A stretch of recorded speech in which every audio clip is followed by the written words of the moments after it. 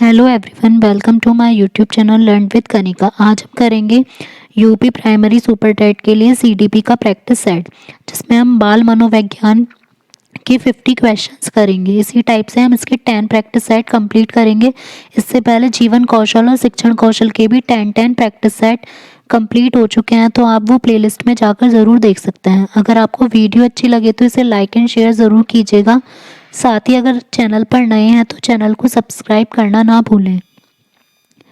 Question first है, विकासात्मक प्रत्यय किसके द्वारा प्रतिपादित किया था?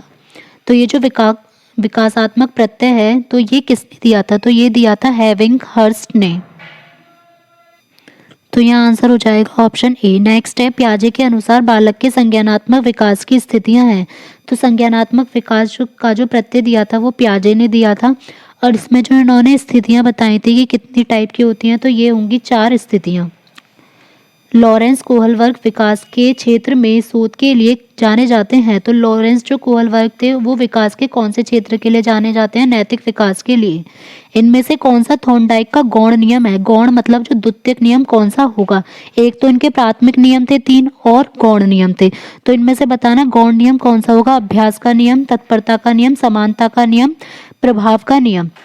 तो इनमें पहले देख लेते हैं कि प्राथमिक नियम कौन कौन से हैं। एक तो अभ्यास का नियम है, तत्परता का नियम है और प्रभाव का नियम है। तो जो बचा हमारा समानता का नियम, इक्वलिटी लॉ, ये था थॉर्नडाइक का गौण नियम।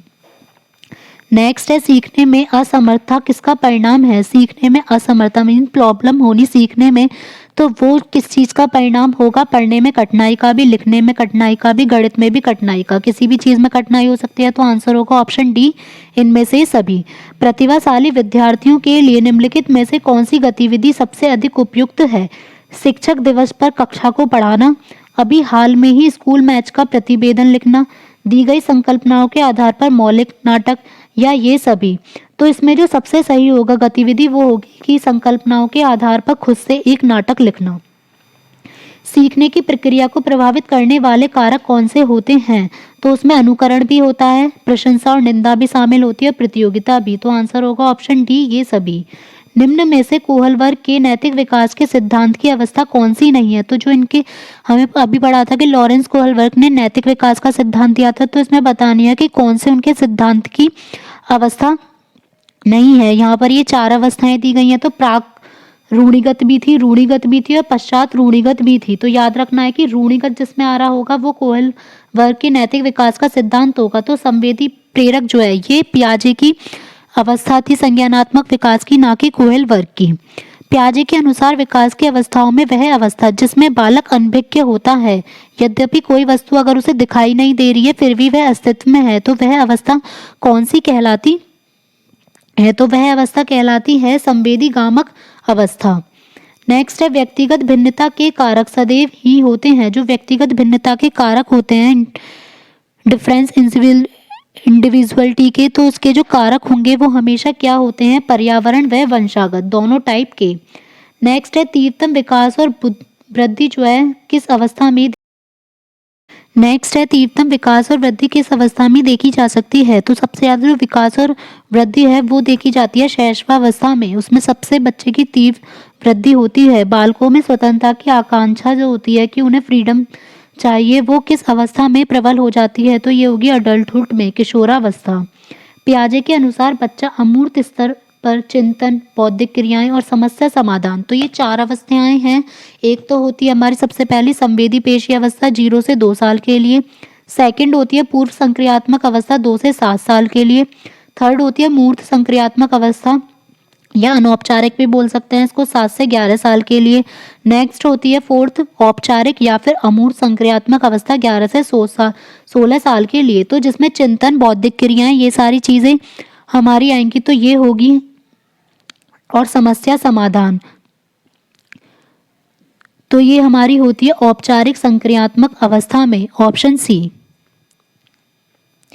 पियाजे के अनुसार बाल्यावस्था के बाद की अवस्था को क्या कहा जाता है? तो पियाजे के अनुसार जो बाल्यावस्था के बाद की अवस्था होती है, तो पियाजे के अनुसार जो बाल्यावस्था के बाद की अवस्था होती है उसको बोला जाता है मूर्त गतिशील अवस्था। प्रतिभाशाली बच्चे का बताना है सामान्यतः अपने शिक्षकों को पसंद नहीं करते, ये गलत होगा। बिना किसी की सहायता के अपने सामर्थ्य का पूर्ण विकास करते हैं।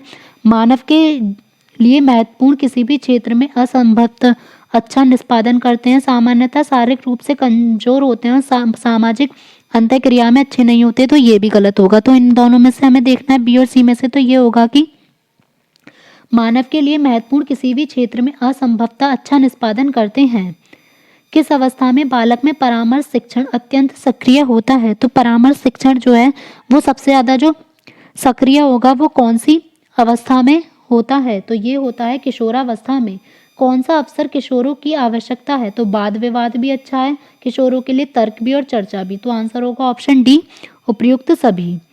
नेक्स्ट है, यह विचार के विकास की किसी भी अवस्था पर कुछ भी सिखाया जा सकता है। यह किसने कहा था कि किसी भी अवस्था पे कुछ भी सिखा सकते हैं? ये कहा था जीन पियाजे ने।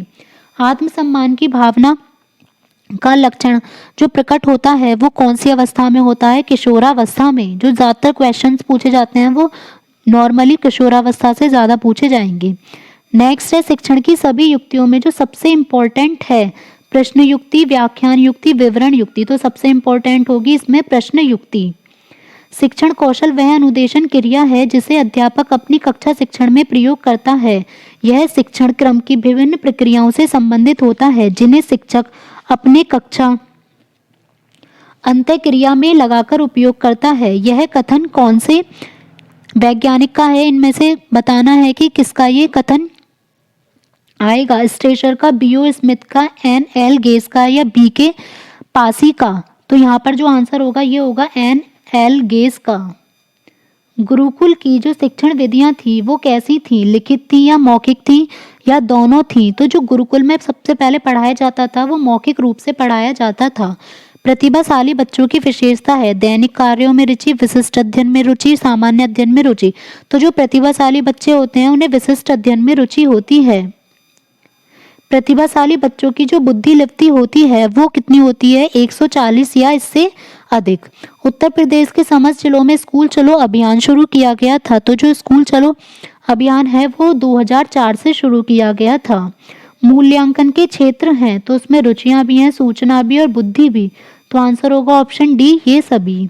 शिक्षा का अधिकार अधिनियम, राइट टू एजुकेशन, 2009 के अनुसार निम्नलिखित में से कौन सा गलत है? छात्र के जन्म प्रमाण पत्र व स्थानांतरण प्रमाण पत्र के अभाव में दाखिले हेतु मना नहीं किया जाएगा। अगर उसका बच्चे का बर्थ सर्टिफिकेट या फिर टीसी नहीं है तो एडमिशन के लिए मना नहीं किया जाएगा, बिल्कुल ठीक है। मुफ्त व अनिवार्य, फ्री एंड कंपलसरी जो शिक्षा है वो 6 से 14 साल के बच्चों के लिए होगी, ये भी ठीक है।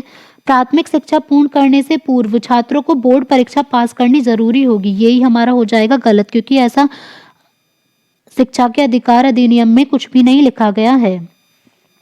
वस्तुनिष्ठ प्रश्न, जो मल्टीपल चॉइस क्वेश्चन होते हैं वो क्या होते हैं? वे प्रश्न जो निश्चित वस्तुनिष्ठता का मापन कर सकें, निश्चित विषय विचार पर आधारित हों, जिनका उत्तर निश्चित हो, या जो प्रश्न एक से ज़्यादा शिक्षण उद्देश्यों का मापन कर सकें। तो इस जो हमारे मल्टीपल चॉइस क्वेश्चन होते हैं उनमें सबसे इजी क्या रहता है कि उनका आंसर एक डेफिनेट होता है, जिससे कि जो भी बच्चा लगाएगा हम उसको चेक करेंगे तो उसका आंसर वही होगा।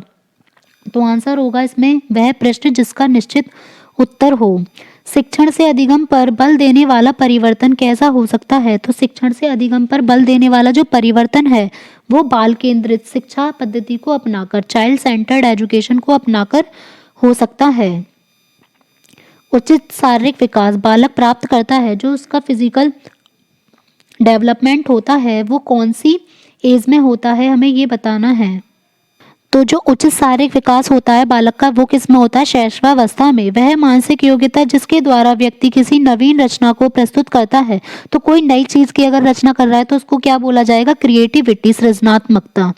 पियाजे के अनुसार संज्ञानात्मक विकास के किस चरण पर बच्चे वस्तु स्थायित्व को प्रदर्शित करता है कि वो चीजों को टच करने लगता है, उन्हें पहचानने लगता है? तो ये जो अवस्था होती है ये 0 से 2 साल तक की होती है। संवेदी प्रेरक सेंसी मोटर चरण जो कि फर्स्ट स्टेज होती है। सेकंड होगी पूर्व संक्रियात्मक 2 से 7 साल के लिए। थर्ड होगी मूर्त 7 से 11 साल के लिए। और औपचारिक होगी फोर्थ लास्ट वाली जो 11 से 16 साल के लिए। सक्रिय अनुबंधन सिद्धांत के प्रतिपादक थे, तो सक्रिय अनुबंधन सिद्धांत के प्रतिपादक थे B.F. स्किनर। सीखना व्यवहार में उत्तरोत्तर सामंजस्य की प्रक्रिया होती है, तो यह कथन किसका है, हमें ये बताना है कि यह कथन किसका होगा। तो यह कथन है स्किनर का। एक प्रतिभाशाली बालक की आप मदद कर सकते हैं उस पर अधिक ध्यान देकर, उसे अधिक पुस्तकें देकर, उसे अधिक समय देकर। प्रतिभाशाली बालक की जो मदद कर सकते हैं हम उसे संबंधित अधिगम अनुभव देकर कर सकते हैं। निम्नलिखित में से किस समूह के बच्चों को समायोजन की समस्या होती है। तो समायोजन की समस्या जो होगी वो किस टाइप के बच्चों को होगी, तो वो होती है कुशार्ग बुद्धि वाले बच्चों को। स्व प्रत्यय विकसित होता है, स्व प्रत्यय किस धारणा से विकसित होता है, तो स्व धारणा तथा लोगों की धारणा से। नेक्स्ट है किशोरों के साथ कार्य करते समय विशेष रूप से असमायोजित किशोरों के साथ क्या नहीं करना चाहिए, तो उसमें आलोचनात्मक उपागम नहीं करना चाहिए। पावलोव व स्किनर निम्न में से किससे संबंधित है। पावलोव और स्किनर दोनों ही किससे संबंधित हैं, व्यवहारवाद से। और गेस्टोल्ड मनोविज्ञान से संबंधित थे कॉलर। निम्नलिखित में से क्या शारीरिक विकास एवं बुद्धि का परिणाम है, तो शारीरिक विकास और बुद्धि दोनों का परिणाम है परिपक्वता मीन्स मैच्योरिटी आना। अधिगम के प्रभावी कारकों में से कौन सा नहीं है, प्रेरणा, इच्छा, वातावरण, आनुवांशिकता। तो अधिगम के प्रभावी कारकों में इच्छा का भी फर्क पड़ता है, प्रेरणा का भी फर्क पड़ता है और वातावरण का भी, लेकिन आनुवांशिकता का कोई फर्क नहीं पड़ता है। कोहलर वर्ग के अनुसार सही और गलत के प्रश्न के बारे में निर्णय लेने में शामिल जो चिंतन प्रक्रिया होती है कि कौन सा प्रश्न सही है या गलत है, तो उसके बारे में जो चिंतन प्रक्रिया होती है उसको बोला जाएगा नैतिक दुविधा। अंतर्दृष्टि सिद्धांत के प्रतिपादक थे कोहलर, जिसे सूच का सिद्धांत भी कहा जाता है। इन्होंने सुल्तान नाम के चिंपैंजी पर अपना प्रयोग किया था। पावलोव ने किया था कुत्ते पर, और स्किनर ने चूहे पर, और थॉर्नडाइक ने बिल्ली पर।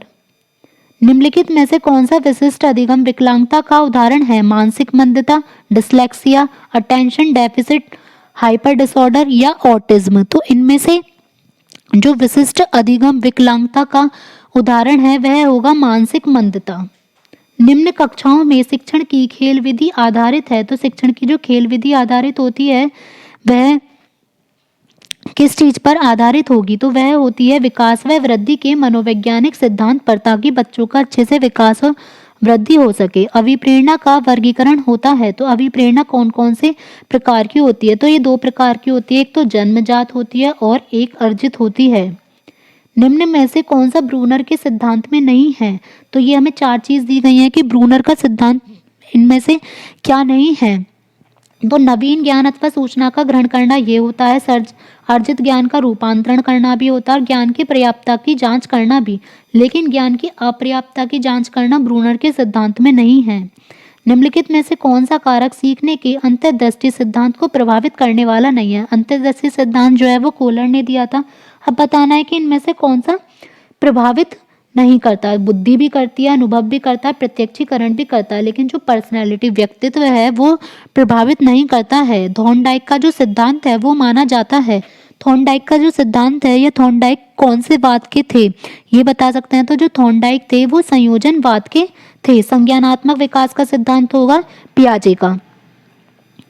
तो आज हमने ये सीडीपी के 50 क्वेश्चंस कर लिए हैं। अगर आपको वीडियो अच्छी लगे तो लाइक, शेयर एंड कमेंट ज़रूर कीजिएगा, और साथ ही अगर चैनल पर नए हैं तो चैनल को सब्सक्राइब करना ना भूलें और बेल आइकन प्रेस कर लें ताकि आपको वीडियो के अपलोड होते ही नोटिफिकेशन मिल जाए। Thank you.